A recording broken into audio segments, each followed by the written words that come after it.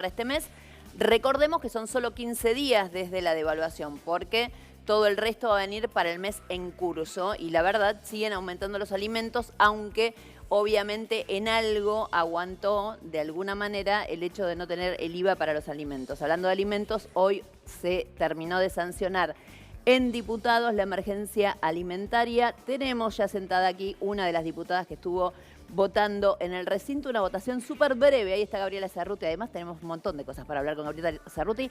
Hoy tenemos mesa absolutamente femenina. Ya está sentada en el sillón de marcapasos, ni más ni menos que Margarita Stolbizer, que hacía un montón que no hablaba en ningún lado, así que hoy estaremos también con ella. Pero antes empecemos con una colega y amiga, Liliana Franco, que está en el móvil. En este caso, Lili, ¿cómo estás? Buenas noches. Buenas noches, ¿cómo estás, Nancy? Muy bien, gracias. Gracias por acompañarnos. Quería empezar esta noche charlando con alguien como vos, entre otras cosas, porque bueno, hay varias noticias económicas. La primera, obviamente, el índice de inflación. ¿Qué te dice a vos este 4% y qué te dice el desglose de ese índice, no? Que me dice que dentro de todo estaba dentro de lo previsible, 4%, tenés razón, el haber eliminado, aunque sea en pocos productos, el IVA ayudó a que el aumento del índice de precios sea en el orden del 4%, porque podría haber sido mayor. Pero lamentablemente te tengo que decir que septiembre es donde más se va a sentir, porque va a ser más alto que 4%, porque por efecto de la traslación es lo que va a ocurrir. Claro. Esperemos que se mantenga, que el dólar no se mueva, se mantenga en esta franja, para decir que, bueno, recién en octubre podríamos ver un índice un poco menor. Pero hoy la economía argentina, Nancy, está viviendo el día a día. O sea, es muy difícil hacer cualquier tipo de pronóstico. Obviamente. Decime, Liliana, ¿cuánto hay? Yo sé que están por viajar tanto el ministro Lacunza como, tengo entendido que el ministro Rogelio Frigerio también, a charlar con las autoridades del fondo directamente allá a Washington. Sin embargo, la información que yo tengo es que Alberto Fernández no quiere que ese desembolso llegue antes de las elecciones. Es decir, que lo anuncien si quieren, que lo que sea, pero me parece que en realidad lo que pretende el equipo económico de Alberto Fernández es que esa plata no venga para seguir financiando la campaña, como dicen ellos, de Mauricio Macri.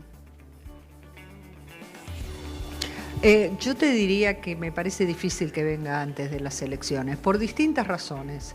No tanto porque lo quiera o no el candidato presidencial Alberto Fernández, sino por los tiempos del fondo. Recién a fin de mes el ministro Hernán Lacunza se va a encontrar con las autoridades del fondo. En octubre recién va a asumir la nueva titular. La nueva titular tiene que recibir un informe de la Argentina de una misión técnica que todavía no se concretó, con lo cual me da la impresión que todo esto se va a ir hasta después de las elecciones, con las excusas burocráticas y fundamentalmente porque es cierto, hay una incertidumbre política que ha modificado absolutamente las pautas establecidas para la última revisión del año. Por lo tanto, esto, y hoy lo dijeron en conferencia de prensa desde Washington, es lo que va a conversar Lacunza con el Fondo Monetario, pero recién a fin de septiembre. Obviamente que está fuera de las previsiones que tenía el gobierno en su momento. Hablando de gobierno, ¿te parece, a ver, coincidís con esta sensación que tengo yo? El peronismo está más acostumbrado a las retiradas que el macrismo. ¿Cómo están siendo en un momento en el cual, por lo menos a nivel nacional, se sabe que más vale que empiecen a hacer la valija? Ya sé que todavía no son las elecciones, pero seamos un poco realistas.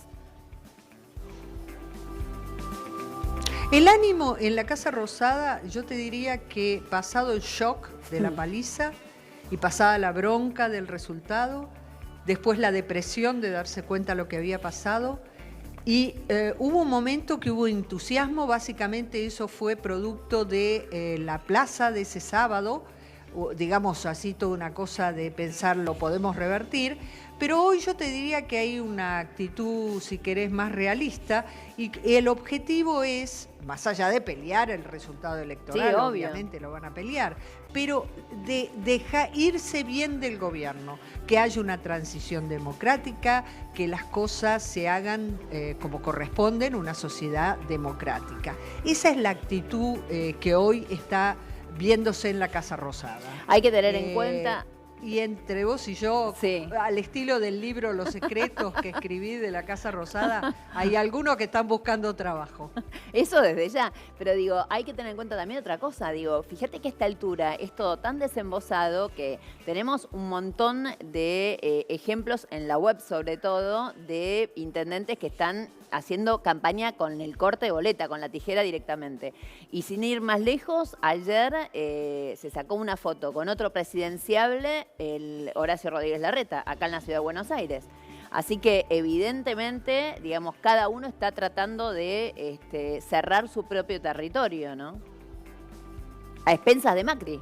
¿Salvar la ropa se dice? Sí, más o menos. ¿Salvar la ropa se dice? Sí, sí, más o menos. Sí, yo te diría que sí, porque Horacio Rodríguez Larreta, si bien en principio daría todo a pensar de que va a ganar la ciudad nuevamente, pero un poquito de miedo hay. Y por lo tanto, bueno, celebró la alianza que vos comentaste y yo no descarto que trate de juntar más voluntades para garantizarse un rotundo éxito en la capital. Obviamente. Ya sabemos que remontar la provincia de Buenos Aires a Vidal le va a ser muy, muy difícil. No sé, tendría que ocurrir un milagro como lo mismo a nivel nacional. Ahora, estamos en la Argentina, Nancy, todo puede ocurrir. No, por pero eso yo nunca cierro nada, porque en la Argentina... Sí, sí, eso desde ya. No sabemos qué pasa ni nada por el estilo. De hecho, hace un rato nada más, Alberto Fernández volvió a reiterar este pedido de que la gente no esté en la calle, con una frase que para mí va a despertar polémica, porque dijo algo así como, no son como nosotros en el 2003, dando a entender que la gente en la calle a este gobierno le está molestando un poco y que puede haber represión, ¿no? O sea, yo lo entendí para ese lado. Yo te diría que el gobierno va a tratar por todos los medios de que no haya ninguna situación que pueda ocasionar alguna víctima. Porque lo que están haciendo, lo que estoy percibiendo es...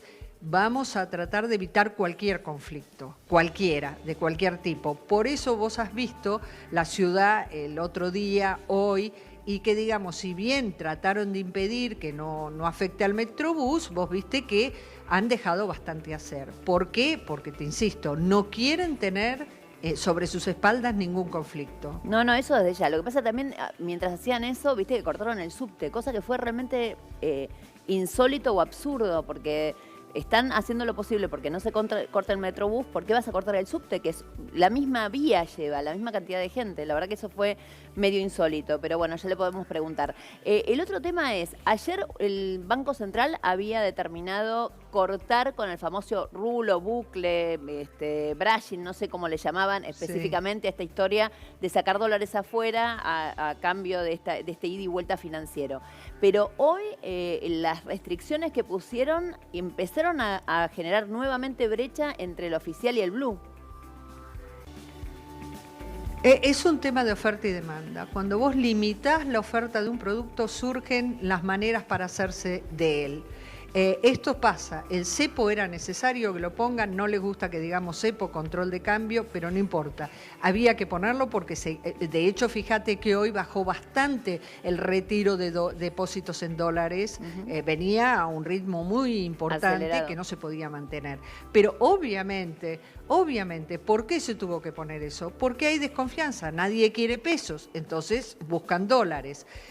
Obviamente aquellos que son más avesados en temas financieros habían encontrado ir a la peluquería y hacerse unos rulos para hacer una diferencia. Eso lo cortaron, pero te insisto, siempre que hay una restricción surge la manera de hacerse, por supuesto no es masiva, muchas veces es para aquellos que conocen muy bien los vericuetos de estos temas, pero bueno, el gobierno va a ir cerrando y es más, te diría Nancy, es más. Yo creo que este es el primer set de medidas. Si las cosas se mantienen como hasta ahora, te diría que bueno, vamos a seguir con estas medidas. Pero si por alguna circunstancia se complica, hay mayor incertidumbre, y yo creo que van a aplicar otro tipo de restricciones. Me estás poniendo nerviosa, Lili, me estás poniendo nerviosa. Son muchos años de cubrir estas crisis cambiarias. ¿Qué se viene? A ver, pará un momentito. No descarto el ¿Qué se tema viene? precios. ¿Qué se viene? ¿El tema? Y no descarto, a ver, si el tema de precios sigue en escalada, que hasta ahora venía dentro de las previsiones, pero vamos a imaginar que empieza a haber una suba, Sí. sobre todo vinculado a los alimentos. El gobierno tiene una herramienta que no aplicó, que son las suba de retenciones. Hoy el sector agropecuario tiene una ventaja muy conveniente, tuvimos una devaluación por encima del 24%. Pero esa la podrían Entonces, haber... No, esa no. herramienta que se había pensado, No se aplicó. Pero no esa la podrían- aplicaron. Pero Y yo es estoy una en herramienta contra. que te permite... Mantener el precio más bajo. Pero en eso, la verdad, se equivocaron. Si ya tomaron todo el aceite de ricino junto, ¿por qué no tomaron este también? Teniendo en cuenta que las retenciones estaban pesificadas. O sea, los 4 pesos que le pusieron de retenciones cuando el dólar valía 16 son nada hoy. Es más, yo, si fuera la sociedad rural, yo misma voy y digo, Exacto. ¿saben qué? El campo lo Con esperaba. esta- ¿Querés que te cuente? Pero el campo debería ofrecerlo. Digo, si yo tuviera que asesorarlos, les Es que lo diría... esperaba. Pero El lo campo tendría que esperaba ofrecer ellos. eso Tendrían que pasara. ellos decir, ¿sabe qué, presidente? Acá nosotros queremos ayudarlo, acá están nuestras retenciones. Nos la autosubimos, mirá lo que te digo. Pero bueno, es lo que hay, ¿no? Obviamente, hasta en la crisis... Eso hasta es en la- Argentina, año Bueno, verde, pero digo, tampoco. hasta en la crisis hay especulación. Escúchame, Lili, te quiero aprovechar para comentar a todos, porque vos sabés lo que vale tener la tapa de un diario que va a salir mañana, y nosotros tenemos la exclusiva de la tapa del diario BAE Negocios, que se hace que vos escribís en otro, pero no importa. Quiero compartir con vos y con los televidentes. El campo frena la liquidación de exportación de soja y pide más tiempo. Atención con esto, porque vos ya te lo veías venir. Entonces, hay que ver qué pasa. En los primeros días de septiembre las ventas retrocedieron un 35% respecto de agosto. Energía fija un nuevo valor y cupos para el biodiesel. La inflación de este año será la más alta desde la salida de la hiper. Mira vos, esto es lo que prevé en este caso BAE. Y el gobierno admite que el próximo desembolso del fondo puede sufrir un retraso. Bueno, ya lo está sufriendo, ¿no? Tregua política para aprobar emergencia alimentaria, aunque continúa el acampe. Hablando de acampe, tenemos ahí imágenes en vivo de lo que está pasando en este momento en el acampe, porque obviamente quedaron en que mañana continuaba directamente, o que continúa hasta mañana. Esto es en este momento, estas son imágenes de este momento, ahí en el acampe, en la puerta del Ministerio de Desarrollo Social. 9 de julio y Moreno, exactamente ahí. El Metrobús funciona, pero bueno, el acampe es el acampe. Bueno, Lili, te mando un beso grande. Espero que la próxima puedas venir acá, ¿eh? ¿Y me dejás algún otro anticipo? Sí, No, te diría básicamente que tenemos que estar muy atentos al tema de precios y tenemos que estar atentos también a cómo se va a dar el escenario en la calle. Yo creo que hoy la calle va a ser un artífice de la política que se viene. No en vano dijo el candidato Alberto Fernández lo que dijo. Creo que algunos grupos están queriendo ya marcar la cancha, como se dice. Sí, marcarle a él también, ¿eh? Que es el que viene. Me parece que es un mensaje más para él que para Claro, Macri. marcarle a él, por supuesto. Más que para Macri que se está yendo. Lili, un beso muy, muy grande. Muchísimas, muchísimas gracias. Bueno, ahí A estaba. ustedes. Hoy es una noche de mujeres. ¿Y qué mujeres? Presentamos a la señora Margarita Stolbizer. Margarita Rosa Stolbizer sabe de tragedias íntimas. Su madre, que también se llamaba Margarita, murió luego de que una garrafa estallara en su casa. A ella misma le diagnosticaron una grave enfermedad que la postró por un tiempo. Todo eso antes de cumplir los 30 años. Sus padres eran médicos y, entre otros legados, heredó de ellos el amor por la lectura. Así fue como se metió en la historia argentina y quedó fascinada con Hipólito Yrigoyen. ¿Cómo no iba a comenzar entonces su militancia política en la Unión Cívica Radical? Claro que el camino luego siguió con espacios satélites pero parecidos. Creó su partido, el GEN, y se transformó en una referente de la lucha contra la corrupción. Fue diputada nacional, candidata a gobernadora y a presidenta de la Nación. Se casó con Juan Carlos La Provítola y los inicios de la era menemista la encontró pariendo. Nada menos que a Nicolás, el Nicola Provítola que hoy la rompe en el Mundial de China en la Selección Nacional de Básquet. Luego nacerían sus otros 2 varones, Federico, que sigue sus pasos en la militancia, y Juan, el que le tira más las artes y la actuación. Margarita Stolbizer supo también capear temporales políticos. Pudo salir indemne del terremoto de la Rúa. En 2003, 2007 y 2011 fue candidata a gobernadora de la provincia de Buenos Aires. En la segunda oportunidad, ya en la coalición cívica, casi lo logra. Terminó segunda detrás de Daniel Scioli. En 2013 fue candidata a diputada nacional y en 2015 a presidente. Estoy cansada de ser candidata, dicen que dijo los que la conocen. Hoy, 24 horas antes que su hijo juegue una semifinal por la Copa del Mundo de básquet, se sienta en el sillón de marcapasos Margarita Rosa Stolbizer. Hoy, solo por hoy, la mamá de Nicola Provítola, una figura de nuestra selección. Pero señora, muchísimas gracias. Gracias por la invitación. No, y por la insistencia de mis hijos. Sí, totalmente, totalmente. Pero además es una noche especial. Para porque tenerte entre todo acá. el movimiento de la política y la atención puesta en la selección de básquet. Totalmente, totalmente. ¿Cómo se vive eso? No, bárbaro, muy tranquila porque los veo bien, han hecho toda una trayectoria, llevan 2 meses juntos, ganaron, bueno, la medalla de oro en los Panamericanos y bueno, vienen haciendo un ¿Hablaste con él mundial después del último extraordinario. partido? Sí, hablo siempre, porque vos sabés que pese a la distancia y Más dónde allá están de la y distancia, todo, que son varones. Yo tengo el mío de viaje de Claro. egresado y no... Sí, no, 2 WhatsApp por día y ellos olvídate. son así, monosílabos. Pero por eso. Pero hablo bastante, las comunicaciones hoy lo permiten. Mi marido dice a veces, hablamos más con el que está lejos, porque él vive en España además, que con los que viven en casa, ¿eh? Obviamente. Pero estaban entusiasmados y querían... Sí. Y además hoy me preguntaban, creo, en alguna nota, si crees en ellos. Es que yo creo porque ellos creen en ellos. Y me parece que eso es lo importante. Veo que el gran valor que tiene toda esta trayectoria que han hecho es la autoestima, ¿no? Son un equipo que ellos creen, ellos creían que iban a llegar hasta ese lugar, pese a que había mucha subestimación, esta exigencia que recae sobre ellos siempre de que la generación dorada y la transición, no, ya basta, ellos están escribiendo su propia historia en realidad. A pesar ¿no? de tener una sombra ahí previa que, bueno, que fue todo, ¿no? Claro, Pero en que es realidad- una carga muy grande, pero lo están sobrellevando muy bien. Quiero aprovechar y discúlpame que yo no hablo nunca de deportes acá, pero una de las cosas que más me llamó la atención es ver qué diferencia hay entre un plantel profesional de básquet y los de fútbol en general, ¿no? Ujú. Más allá del ejemplo de México que quedó aparte, pero digo, Claro. en realidad es impresionante, sobre todo yo escuchaba a los técnicos, a la gente que los coachea, que el fisiatra, hablando justamente de cómo realmente no hay que cuidarlos a los jugadores de básquet cuando se van a la casa. No hay que estarles encima, que en realidad vienen con una conciencia y con una concientización diferente. No sé si no es el deporte en sí mismo, sino seguramente el grupo humano, ¿no? Sí, tiene mucho que ver con esto. Bueno, lo que vos decís es algo que yo vengo marcando de todo este proceso. Han logrado conformar un grupo de élite en lo profesional, pero un grupo humano que me parece que es lo que les sirve para construir esa fuerza colectiva que tienen hoy, ¿no?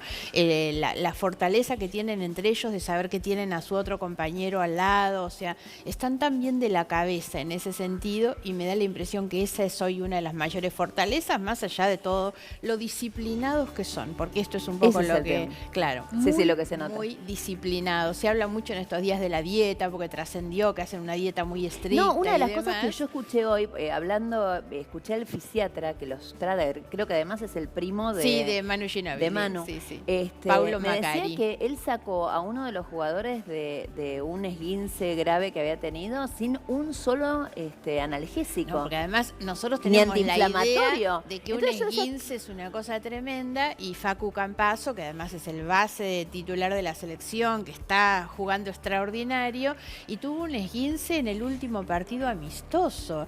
La verdad es que todos temblábamos con eso porque uno no se imagina que puede tener una recuperación tan rápida. Y eso fue en gran medida de Paulo, que bueno, que hicieron un tratamiento y Facundo entró y la está rompiendo. La está ¿no? rompiendo, Sí, obviamente.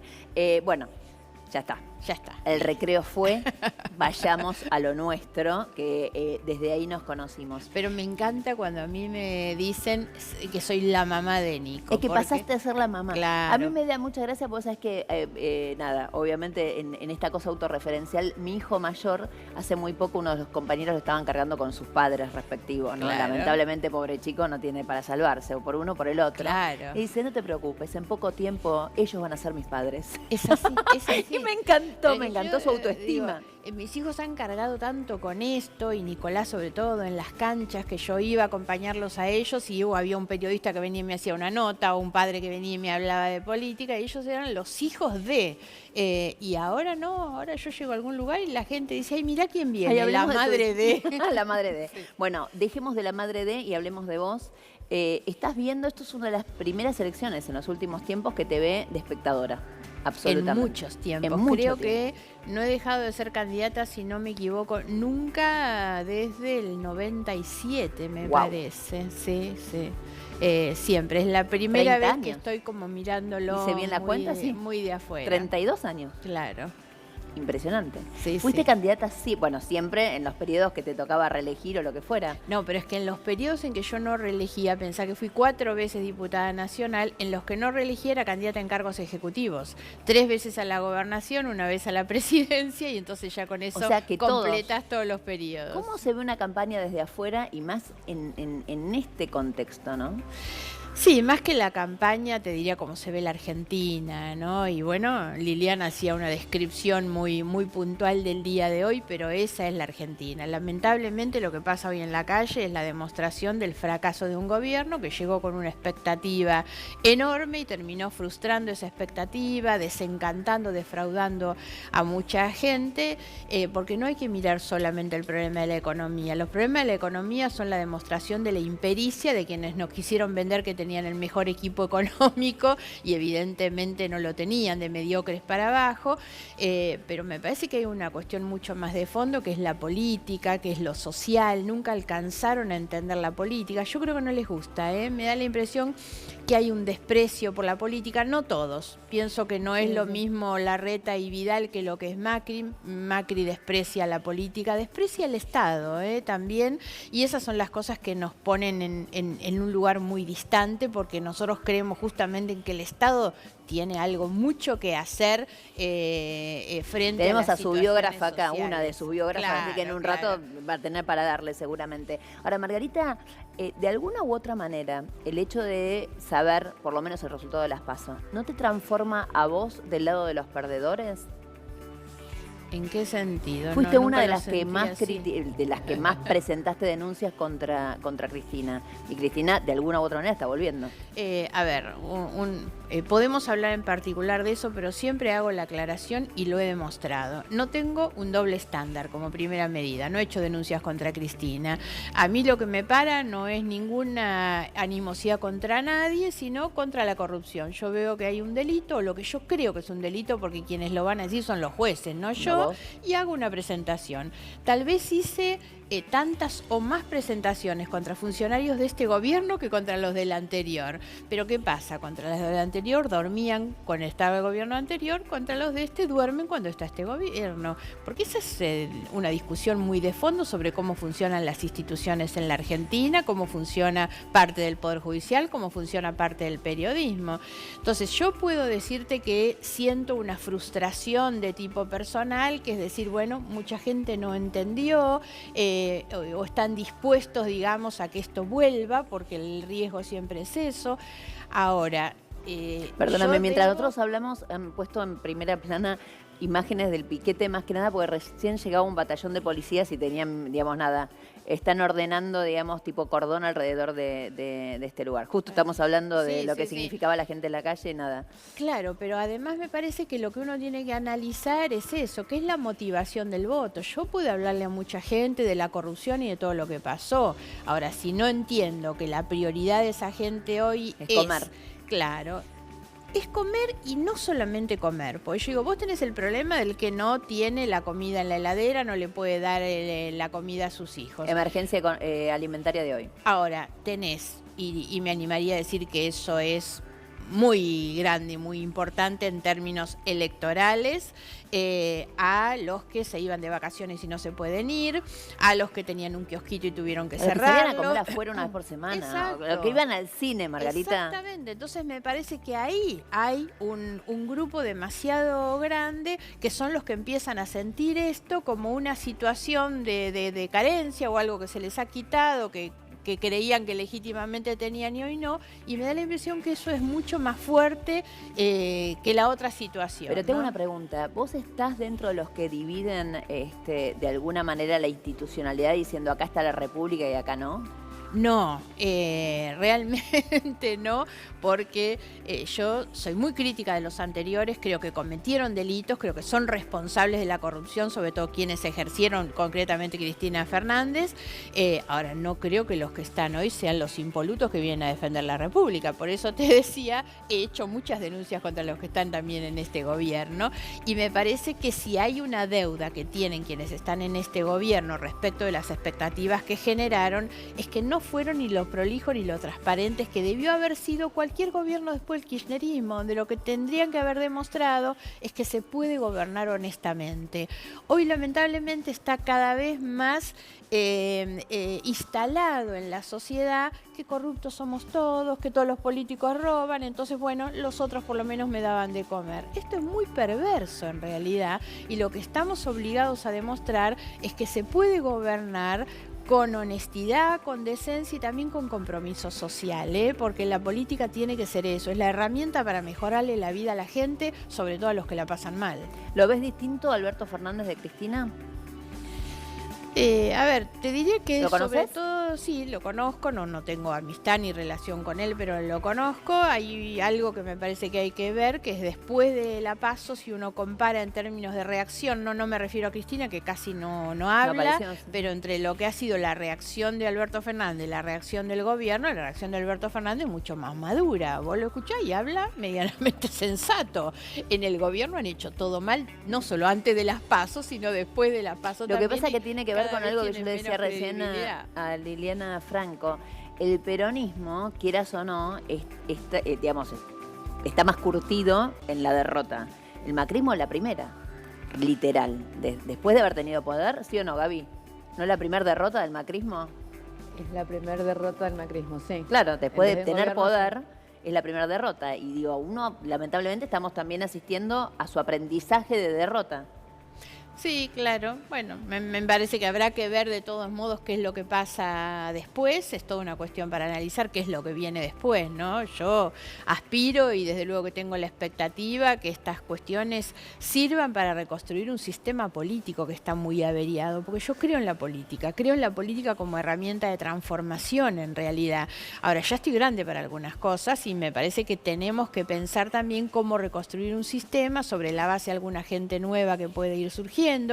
Quiero volver a una política y a una competencia política basada en el debate de ideas y de posiciones políticas. Fíjate que esta es una campaña electoral donde realmente no lo hay y las únicas estrategias electorales fueron las del miedo. Entonces el gobierno lo único que te habla es de lo malo que es que vuelvan los otros y los otros compiten diciendo lo malo que es que continúe el que está, ¿no? ¿La venís escuchando, Cristina? ¿O no podés? Sí, la escucho cuando habla en las presentaciones De los sus libros, y algunas de exactamente. esas cosas. Vos sabés que ¿no? yo siento que sí hay un debate ideológico. Sí. Ahora, Sí. Perdón. No, decime. No, porque a mí lo que me pasa, tanto con Alberto, como me preguntabas, como con ella, es que puedo escuchar algunas cosas como de sentido común, mi problema es que no les creo. Entonces, la verdad es que ya no es simplemente lo que observo cuando voy a preguntar. ¿La escuchás? Obvio. Sí, la escucho. Ahora, ¿qué me pasa? No la creo, pues yo sinceramente ¿No crees lo que hay que un tengo... cambio en ella?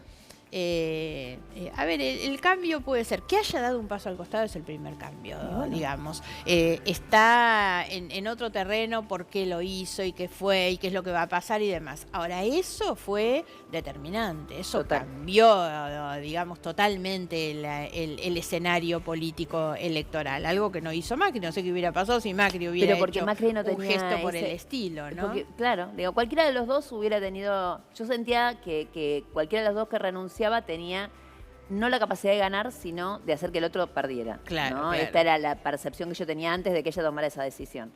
No se retiró del todo, pero se puso en un Yo segundo creo que lugar. igual las causas, digamos, del resultado podrían ser muchas. Me inclino mucho más con que la cuestión electoral y el muy mal gobierno que no dio respuestas es la razón principal. Volvemos ¿no? a por qué fue gobierno Macri. O sea, por culpa de Cristina, de alguna manera. Bueno, yo en la campaña del 2015 decía eso, Macri es el candidato ideal para volver.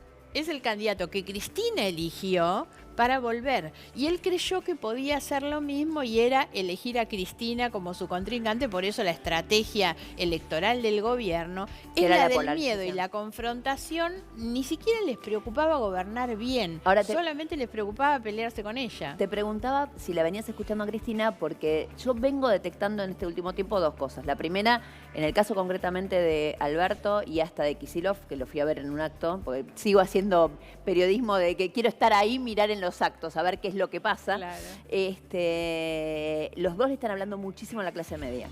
Y en el caso de Cristina, Cristina tiene un objetivo muy concreto, y que es que en esto quizás hasta vos podés llegar a rubricar, mirá lo que te digo. Yo creo que Cristina lo que pretende es que la centroderecha, el liberalismo, neoliberalismo, como quieras llamarlo, aunque sean... Tengan menos prejuicios con ellos. No, nunca más vuelvan, por lo menos en los próximos 10, 15 años. No. O sea, creo que en realidad ella pretende, digamos, que la gente termine aprendiendo que la salida por derecha para países como la Argentina tiene que terminarse ahora. No comparto, no, para nada, al contrario.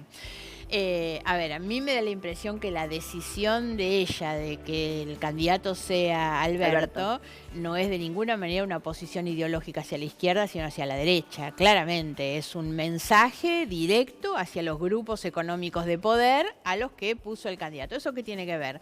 Es una visión política, es parte de un vamos por todo, donde ya no me es suficiente que me voten determinados sectores sociales, quiero que me voten todos, por eso digo, Alberto sirve para romper prejuicios, sirve realmente y es el resultado electoral. Por eso Cristina tuvo una visión que no tuvo ningún otro en la construcción de esa oferta electoral y tuvo el resultado que ella buscaba. Margarita, que es que vos... la voten, perdón, Sí. porque las terminan votando todos los enojados con Macri, la gente defraudada de Macri, que eran determinados sectores sociales que antes tenían algún prejuicio con ellos, y ella rompió eso con la candidatura de Alberto. Alberto es un candidato, un mensaje por derecha, no por izquierda, ¿eh? Ujú, el mensaje es por derecha. ¿Y vos crees que el gobierno va a hacer por derecha?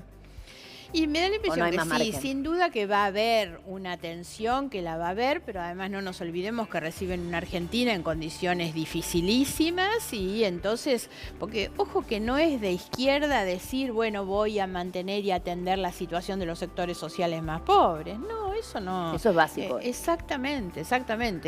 Volvamos a discutir el papel del Estado, por ejemplo. Me parece que esas son las discusiones que por ahí te marcan en otro sentido. Y no sé si Alberto Fernández lo va a hacer, ¿no?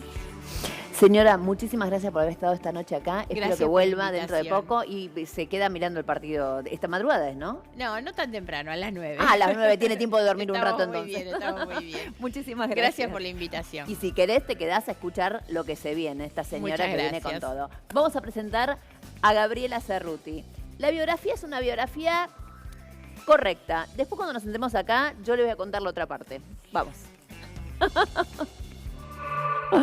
Periodista, escritora, política. Todo eso y más. Gabriela Cerruti supo hacer de su trabajo periodístico su principal plataforma para dedicarse a la vida pública.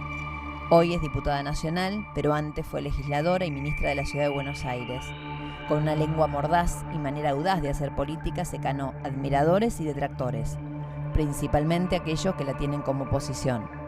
Cerruti nació en Punta Alta el 9 de diciembre de 1965. Se recibió en la Universidad de La Plata en el mismo año que regresó la democracia, 1983. Como si su vida se esmerase en darle mensajes ocultos, no se quedó ahí y siguió sus estudios en Londres, donde se tituló de Master of Arts. Así, mientras seguía perfilando su costado académico, empezó a alternar la docencia con su profesión. Empezó como colaboradora en diferentes medios hasta que en 1993 dio su primer gran paso. Escribió El Jefe, vida y obra de Carlos Menem. Sí, en 1993, cuando el riojano ya se bañaba con todo el poder. Esa biografía no autorizada le valió su reconocimiento internacional y editorial. Fue bestseller durante muchos años y llegó a tener 19 ediciones. Fue periodista en Página 12, jefa de redacción y ocupó diferentes lugares en múltiples publicaciones. Mientras seguía escribiendo, otra biografía picante fue la de Mauricio Macri, todo terminó decantando en la política. Fue ministra de Derechos Humanos, legisladora porteña durante 2 mandatos y hoy ocupa una banca en la Cámara de Diputados de la Nación, siendo una de las principales espadas del kirchnerismo. Le damos la bienvenida esta noche en Marcapasos a Gabriela Cerruti. Eso sí, no vamos a pedirle lo mismo que le pidió el exministro Luis Caputo, que no sea tan mala, que sea como quiere, pero que sea Gabriela Carla Cerruti. Pero Lo de muchas Carla- gracias. Lo de Hola. Carla quedó Lo de ahí. Carla ¿Cómo quedó ahí, está? está muy bien. ¿Qué Bueno, haces, esto Nancy? quiero aclararle, obviamente, a los televidentes que esto no va a ser un reportaje, es una charla de amigas. Es claro. Y es así, no se puede de otra manera, No solamente finjamos. no finjamos y no finjamos de estar más loca de la que ya estamos, No, así no, que la llevamos esta es con una dignidad, charla, la sí. vamos a llevar con mucha Sí. dignidad. 1000 años además. 1000 años, muchos años. Demasiados. Muchísimos años. Sí, recién Demas- hiciste mal la cuenta cuando dijiste lo del 97, son 30, son 22, porque mi hija tiene 20 y es del 99. Tenés razón, 22, Sí. yo ya le agregué Le 10 años agregaste más, 10 más, pobre. porque nosotros sí creo que nos conocemos de Hace más de 30 30 años, digamos. Es así. Exactamente, 89. 88, 89, cuando empezó la campaña de Menem, sí. Exactamente. Gaby, ¿en qué momento vos decidiste hacer política? ¿En qué momento cruzaste? ¿O nunca estuviste? ¿O A ver, yo siempre empecé a estuviste de hacer los dos lados? política, que además es muy graciosa la historia, porque graciosa no, ahora cuando la cuento a veces, vos te acordás que yo empecé a militar a los 17 años en la JP Eva Perón de La Plata, en el Ateneo Eva Perón, en el peronismo. El peronismo que en aquel momento era el peronismo que volvía del exilio y que yo militaba en Intransigencia y Movilización, el jefe de Intransigencia y Movilización era Vicente Sadi, ese peronismo que votaba Luder, o sea, era el peronismo peronista, porque después, cuando yo me voy del peronismo con el grupo de los 8 y vuelvo de alguna manera con Aníbal Ibarra y ahí empiezo a hacer política formalmente en la ciudad de Buenos Aires, siendo funcionaria primero de Aníbal Ibarra, después de Jorge Tellerman, y hay toda una fantasía en la ciudad de Buenos Aires de que yo soy una progre gorila. Entonces muchas veces el peronismo peronista de la ciudad de Buenos Aires me ha acusado a mí de progre o de gorilo, de lo que fuera, y a mí me enseñó política Antonio Cafiero. ¿Entendés? Es raro porque a veces lo que se instala públicamente no tiene que ver con la historia de uno, y cuando yo a veces cuento estas cosas me dicen, pero sí, vos te Bueno, acordás, Antonio porteña, me decía perdón. que era su sobrina, yo digamos. porque era- Porteña por adopción y progre por adopción también. Sí, porque en realidad yo siempre entendí el peronismo desde ahí, o sea, yo empecé a militar a los 17, 18 años, empecé en la Facultad de Periodismo de La Plata, que era escuela superior en ese momento, y fundamos inmediatamente la agrupación Rodolfo Walsh, que ganó el Centro de Estudiantes, que desde entonces gana el Centro de Estudiantes y que ahora además creo que vamos a poner una intendenta en La Plata. Así que, pero digo, y esa fue mi militancia. Después, muy jovencita, que fue cuando nos conocimos nosotros, me vine a Buenos Aires y empecé a trabajar de periodista, y entonces trabajando de periodista, íbamos a la marcha contra el indulto. Yo me acuerdo de haberlo entrevistado a Menem con la calcomanía contra el indulto en la cartera puesta, y nos peleábamos con los ministros y todo, pero desde nuestro lugar de periodistas, que estaba habilitado porque como éramos periodistas opositoras, yo estaba en Página 12, progres, digamos, esa era nuestra militancia, un poco en el sindicato. Y después sí, cuando yo me voy a estudiar a Londres, vuelvo, hacemos 3 puntos con Claudia Acuña, que fue una experiencia preciosa, y lo entrevisto a Astiz, y cuando lo entrevisto a Astiz, entro en una especie de crisis, porque claramente para mí la entrevista a Astiz tenía un valor periodístico, obviamente fuerte, pero el mayor valor que tenía era un valor político, o sea, que Astiz dijera lo que había pasado. Hasta ahí teníamos el relato de las víctimas y había aparecido Silingo, pero todavía ningún otro represor. Astiz dice todo, lo echan de la Armada por eso, y se arma una suerte de debate entre la Nata, Pepe Liayevi, qué sé yo. Si estaba bien o no. Si ético. estaba bien o no entrevistarlo a Astiz, si era unos berrecos, si no era.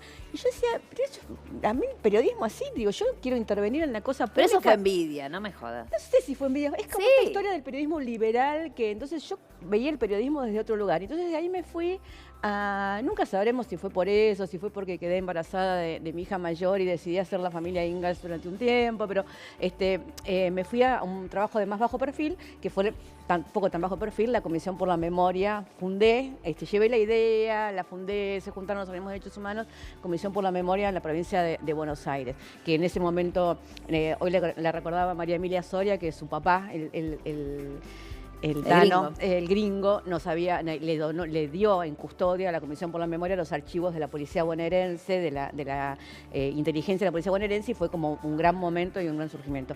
Y después ahí la verdad es que cuando entro es en el 2003 con el kirchnerismo, cuando Néstor gana. Me acuerdo de estar en el campo en ese momento escuchando por radio el discurso de Néstor, y eso que enamoró a toda una generación, creo que fue también lo que volvió a despertar aquello que yo tenía de mi juventud y mi adolescencia, de decir, bueno, nada, me meto de lleno, quiero hacer esto. Y ahí me vine, ya está, era esto, y así que soy parte de la generación a la que el kirchnerismo le devolvió las ganas de meterse en la política. Nunca pensé que meterme en la política era, porque lo primero que hice fue, ¿te acordás? Hacer una revista, ¿no? O sea, mezclaba el periodismo con la política. Hice una revista en la ciudad de Buenos Aires, después rápidamente fui ministra de Tellerman, ministra de la ciudad. De Derechos Humanos. Ministra de Derechos Humanos y Sociales, que fue una experiencia extraordinaria porque fue corta, pero la verdad es que hicimos los mejores planes sociales que aún hoy rigen en la ciudad de Buenos Aires, que María Eugenia Vidal heredó mi ministerio en la ciudad de Buenos Aires y ella misma lo sostuvo como ciudadanía porteña, como una cantidad de... Cuando vos realmente manejás bien el Estado y tenés recursos para hacer cosas, hicimos muchísimas cosas en muy poco tiempo y después, bueno, ya fui legisladora y ahora diputada. Y ahora ya te toda perdimos. Esta parte me peleé con unos, con otros. Caputo fue la última pelea, mirá, tuve muchas. Pero la de Caputo fue genial. Tengo guardado el papelito, yo guardo todo, ¿viste? Eso te iba a decir, ¿dónde está el papelito? Obvio, lo tengo guardado yo. Yo tengo una carpeta donde tengo guardado todo, desde las cartas de adolescencia, de cuando me vine de Punta Alta. Y el último es el papelito. Y el último, sí, está la carta de Macri, cuando Macri me escribe una carta pidiéndome que lo vaya a ver, porque yo había hablado antes. Yo estoy investigando por el PIB en el 2009, yo ya era legisladora. Lo del PIB es muy impresionante, porque yo lo voy a ver a Nacho Iraola, Planeta, un día y le digo, Macri va a ser presidente. El tipo acababa de asumir en la Ciudad de Buenos Aires. Escribamos un libro que se llama El hombre que va a ser presidente. Y me dice, pongamos el hombre que quiere ser presidente. 2009, ¿entendés? O sea, todo el mundo creía que el tipo iba a chocarla toda y qué sé yo. Y bueno, entonces yo me empiezo a investigar y un día en la legislatura él se había reunido con Aznar, no sé qué había hecho, qué sé yo, y yo hago un gran discurso diciendo, claro, porque es la derecha, porque el tipo es esto, y digo muchas cosas de su historia, de su vida en un discurso en la legislatura. A las 3 de la tarde viene Anita, esa señora mayor que yo no conocía, me golpea el despacho y me dice, le manda esto al jefe de gobierno y era una carta de Macri donde me decía que me había escuchado. Manuscrita de Macri, que también la tengo guardada, diciéndome que, bueno, que si yo quería saber cosas de su vida, prefería que las charlara directamente con él, cosa que efectivamente hice. Fui a la Casa de Gobierno de la ciudad y nos sentamos y tuve estas larguísimas conversaciones con las cuales, las conversaciones con él, las conversaciones con Franco. ¿Y le dijiste ya de entrada que ibas a hacer un libro? Que estaba haciendo un libro, no, yo quería chequear información, porque en ese momento yo ya había hablado con Franco, Macri un montón y con una cantidad de gente y tenía mucha información. Le digo, ¿es cierto que a usted Donald Trump le dio un cheque de 150 millones de pesos? ¡Jua! Sí, ¿entendés? O sea, porque aparte, bueno, vos también lo conoces a Macri, tiene esa cosa de que dice normalmente cosas, por eso yo nunca dudé de cómo iba a ser este gobierno. Claro, ese tipo dice, yo no entiendo por qué a mí me acusan de haber sido menemista. Nosotros pusimos el ministro de Desarrollo, de Obras Públicas, hicimos los pliegos de las licitaciones, le pusimos el secretario de esto y el otro, y solamente nos quedamos con las autopistas y el correo. Y Rollo, que no puso ningún ministro, se quedó con ¿viste? Yo le miraba y le digo, ¿viste? El tipo te dice esas cosas con una absoluta impunidad. Decía. Sí, yo ahora no hablo con él hace un tiempo, desde que le pedí el juicio político tenemos el diálogo un poco cortado.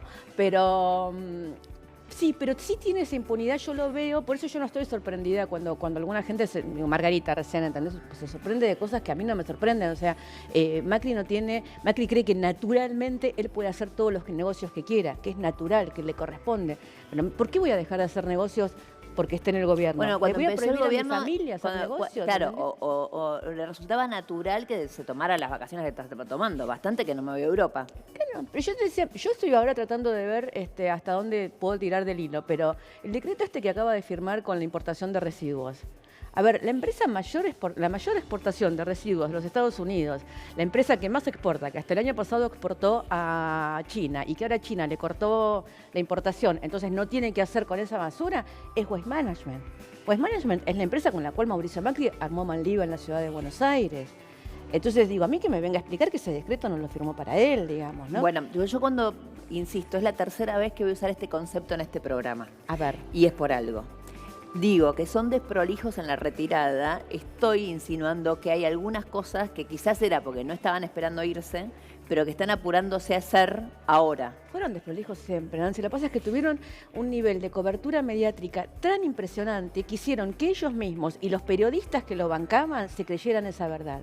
Yo creo que la gran lección, yo discrepo con muchísimas cosas y no me gusta discrepar cuando ya se van los otros porque quedo hablando con alguien que no está, pero digo, la verdad es que la lección histórica que le va a dar el pueblo argentino a buena parte de la dirigencia, a los medios de comunicación y si querés a buena parte de Latinoamérica, sobre cómo no se morfaron lo que le decían de los medios. Cuando el pueblo argentino se hartó de que le mintieran en algunos medios, cambió de canal.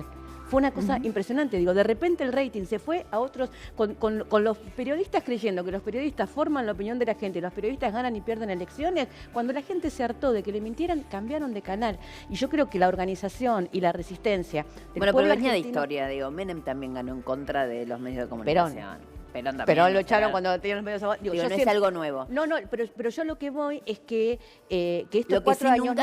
nunca Lo del pasó. correo lo publicamos en nuestras voces y pasaron 10 días hasta que logramos que Clarín y La Nación lo tomaran y porque ya había llegado a un nivel de escándalo increíble. O sea, los tipos no paran de hacer negocios, todo lo de las low cost, lo del correo, lo de las autopistas. Digo, no pararon de hacer negocios de una manera desfachatada desde el primer día y no había manera de entrarles, no había manera.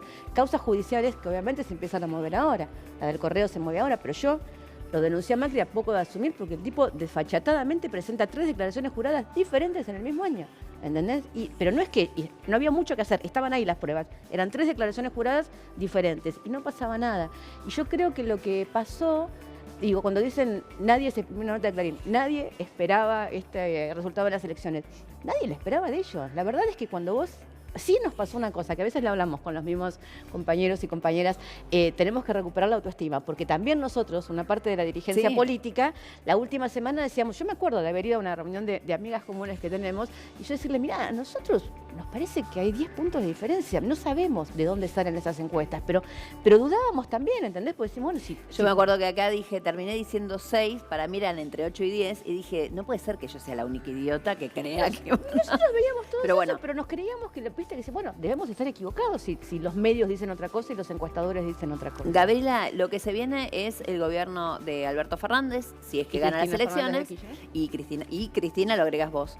Yo los vicepresidentes no los tomo muy en cuenta, te digo, no los tomé hasta ahora, menos ahora. No tengo por qué tomarlos a partir de ahora, me explicarás vos si sí los tengo que tomar en cuenta o no, pero sí quiero saber si para vos el gobierno de Alberto Fernández va a ser un gobierno de derecha o progre, pero me lo contás después del corte.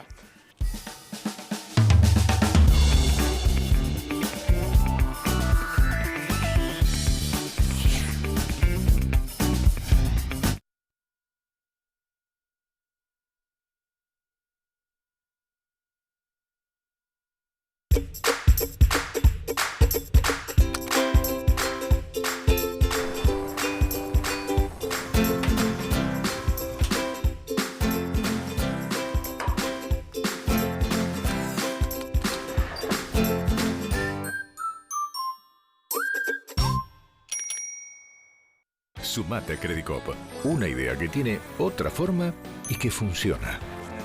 ¿Tenés Credicop? Tenés quien te acompañe. Banco Credicop Cooperativo. La banca solidaria.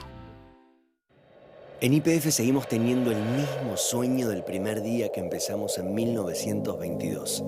Transformar la vida de todos los argentinos. Pero los pioneros, primero, transformamos los sueños en realidad. Así, pudimos ver las energías del futuro cuando aún nos movíamos en carros y despertábamos como país.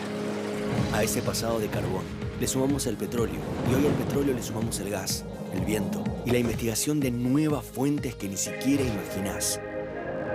Hoy YPF es la electricidad que ilumina una ciudad en el sur. Es la semilla que usa Antonio en su campo para alimentar un país. Es el motor que desarrolla Vaca Muerta. Es el combustible que une ese amor que comenzó en Cataratas o que hace inolvidable esa ruta a Mendoza. Es el gas para ese mate caliente que acompaña a los amigos. Y es la energía renovable del quirófano que ilumina a Camila, dándole la bienvenida al mundo. Si lideramos el presente y el futuro de la energía, lo hacemos con la enorme convicción de que vamos a transformar la vida de millones de argentinos. Esa es nuestra verdad. Esa es la energía inagotable de YPF. Estamos transformándonos en una empresa más ágil e innovadora, porque queremos estar a la altura de aquel sueño que nos dio y nos dará sentido. Transformar vidas a través de la energía. No te duermas, estamos a todo cuotas en Garbarino. Hoy más que nunca ahorrá en 3, 6, 12 y 18 cuotas sin interés y equipate con todo. Descubrí cientos de nuevos productos y categorías con la mejor financiación y el envío más rápido a todo el país. Garbarino, garantía de confianza. ¿No das más del dolor de cabeza? Probá Ibovanol Max Rápida Acción. Alivia dolores de cabeza tan intensos como el de migraña. Ibovanol Max Rápida Acción. El Ibovanol más potente. De jueves a domingo en Coto, 80% de descuento en la segunda unidad, llevando 2 productos iguales en Sussex, Pantene, Ceremix y muchas más. 3x2 en Pepsi, jabones de tocador Dove y en marcas seleccionadas de jugos en polvo y cervezas. Y si sos miembro de nuestra comunidad, 40% de descuento en vinos finos, espumantes y champañas. Coto, yo te conozco. Con los productos de limpieza Héroe, disfruta en tu hogar de toda la protección y las mejores fragancias. Héroe. Cuida a tu familia. Imperdible. Llega a Somier Center Plan Canje. Doná tu colchón o Somier y llévate uno nuevo a mitad de precio y en 12 cuotas sin interés. Vení a las sucursales, llama al 0800-220-0060 o ingresá en somiercenter.com/plan-canje. No esperes más. Tenemos más de 500 ofertas pensadas para vos. Además, con todas tus compras en Somier Center sumás millas Aerolíneas Plus. Somier Center, un lugar, las mejores marcas. Si la vas a hacer, hacela bien. Hacela con tu 100%. Si la vas a hacer, hacela bien. Ahorrá en tus compras con las tarjetas del Ciudad. Tenés 25% de descuento en supermercados. Pedí la tuya online. Banco Ciudad. Te quiere ver crecer. Llegó el super fin de semana Coto y tenemos todas estas ofertas para vos. Mira. Hasta el domingo, 70% de descuento en la segunda unidad, llevando 2 productos iguales. En rebozados de pollo Granja del Sol, McCain, Bimbo para artesano, hamburguesas Patty. 50% de descuento en la segunda unidad, llevando 2 productos iguales. En marcas seleccionadas de gaseosas, cervezas y en leche larga vida. 2x1 en marcas seleccionadas de jugos en polvo. Y 4x2 en Lay's. Coto, yo te conozco. La inflación actual está afectando a todos y cada vez es más difícil hacer las compras de todos los días. Hoy lo primero que hace una familia para salir adelante es achicar los gastos. En La Matanza te queremos ayudar. Te llevamos sin cargo hasta el mercado central y también te acercamos ferias barriales para que te rinda más la plata. En La Matanza te damos soluciones. Llegó Super Podemos, el programa de precios accesibles. Matanza avanza. Todos sabemos que Maxi Consumo es el supermercado mayorista que siempre te da algo más. Y ahora, más de 800 productos con tasa 0% IVA. Por eso, sin duda, comprar en Maxi Consumo es una experiencia redonda. Hashtags. Podríamos poner 1000 como todo el mundo. Total, son gratis. Hashtag malta justa, hashtag suave, hashtag refrescante, hashtag brama, hashtag bramita, hashtag birrita, hashtag bramucha, hashtag bramón, hashtag platón, hashtag tetí, hashtag bramantaza, hashtag perrito, hashtag qué corno su hashtag. Pero no, nunca exageramos. Hacemos grama con la malta justa, para que sea suave y refrescante.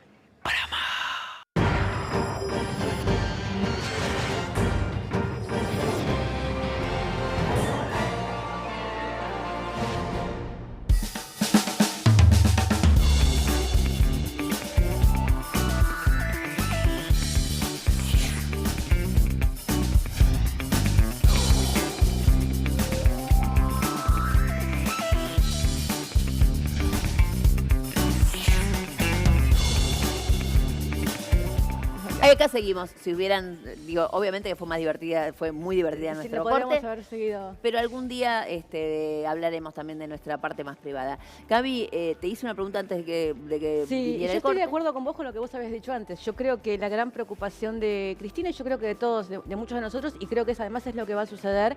Nosotros ya lo veíamos cuando en el 2015 estaba... A ver, yo creo que el gobierno de Macri es el mayor intento de la derecha argentina por poner a alguien nacido y criado en la derecha que lleve adelante el programa neoliberal que históricamente un sector de la sociedad argentina quiso llevar adelante. La grieta existe desde Eligieron mal, no era Alvear.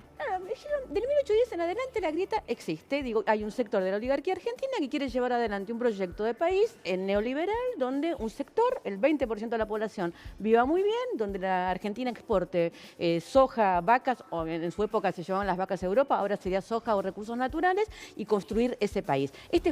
Han intentado hacer esto por golpes militares, han intentado hacerlo por gobiernos populares como el de Menem, metiéndole ministros de Economía o interviniéndole de alguna manera la agenda, y esta vez lo hicieron con alguien nacido y criado en la derecha. Fue el intento más fuerte de ellos por lograr esto, y yo creo que lo que está sucediendo ahora es que es la lección más fuerte del pueblo argentino de que no está dispuesto a que ese sea el modelo de país. En 4 años, solamente en 4 años, y ellos con el apoyo del Fondo Monetario, del Departamento de Estado, del G20 y el mundo internacional, de las corporaciones y el mundo periodístico en la Argentina, con todo eso, en 4 años se están yendo debajo de un aluvión de votos. Y me parece que esa es una lección enorme que está dando, y yo creo que lo que ha hecho Cristina, que no es un gesto, es una decisión política de ver de qué manera se construía el arco más amplio posible. Y esto es lo que estamos haciendo. Digo, Axel en la provincia, Lamens en la ciudad, Alberto y Cristina a nivel nacional, pero vos ves las intendencias, Anabel va a ganar en Mendoza seguramente, Mayra va a ganar en Quilmes, entonces hay una renovación de la política, pibas, jóvenes, mujeres. Las que vos nombraste son de la Cámpora. ¿Cómo te llevas con la Cámpora? Bárbaro, son compañeras que además trabajamos un montón juntas. Digo, el Frente de Todos está conformado por la Cámpora, Nuevo Encuentro, Patria Grande, el PJ. El candidato a presidente, y vos sabés que las historias personales de cada uno, forjan, ¿no? Es alguien que viene de la política más de la derecha del peronismo que de... ¿Qué es la derecha del peronismo, digamos? La verdad es que, por ejemplo, la derecha, te lo grafico muy rápido. Alguien cuyo primer cargo público es la superintendencia de seguro. ¿Qué es eso? ¿No? Saber cuando digo, hace 30 años atrás, 40 años atrás, todos empezamos a militar o a hacer cosas en algún lugar, digamos. La verdad es que yo creo que la gente es lo que es cuando ejerce el poder, cuando le toca el momento de la historia. Yo no sé si Néstor Kirchner era Néstor Kirchner cuando gobernó Santa Cruz, o Néstor Kirchner es Néstor Kirchner el día que dice no voy a dejar mis ideales en la puerta de la Casa Rosada. Digo, Francisco es Francisco cuando es Francisco, no cuando es Bergoglio, ¿entendés? Cuando le toca el lugar de la historia, le toca el poder, bueno, Alberto Fernández va a ser Alberto Fernández el día que esté en la Casa Rosada llevando adelante y representando al poder popular que lo llevó hasta la Casa Rosada. Yo no tengo dudas de eso. ¿Y qué va a hacer Cristina? Porque me la nombraste 2 o 3 veces. A ver, y yo creo que nunca preguntaste por Michetti, digamos, mientras... Pero es que no podés eludir que Cristina ya es un personaje histórico. Digo, nadie puede eludir. Yo voy a escuchar a Cristina en las presentaciones y le prometí a mis hijos que un día los voy a llevar porque yo sé que alguna vez mis hijos van a decir yo estuve con Cristina, como mi abuela decía yo estuve con Evita. ¿Entendés? Porque Cristina ya es un personaje de la historia. Nosotros crecimos diciendo que los mejores años eran peronistas. Mis hijos crecieron y van a contarle a sus hijos que los mejores años fueron kirchneristas. Es así. Digo, ¿entendés? O sea, nuestros hijos se empoderaron y crecieron durante los 12 años porque hoy la juventud es lo que es. Está lanzada, empoderada, cambiando la realidad, transformando, bailando en la ciudad de Buenos Aires, porque crecieron durante 12 años en los que vieron, primero, que una mujer podía ser presidenta y después que la patria era el otro y que se podía pensar en el otro con convicción. Gaby, nos fuimos y no sabés quién viene. ¿Quién viene? Silvia Mercado. Otra. Todas nuestras vidas se juntan hoy acá. Todas nuestras vidas se juntan acá. Hubo un viaje a Chile ¿te acordás del viaje a Chile con Impresionante. Silvia Mercado? Impresionante.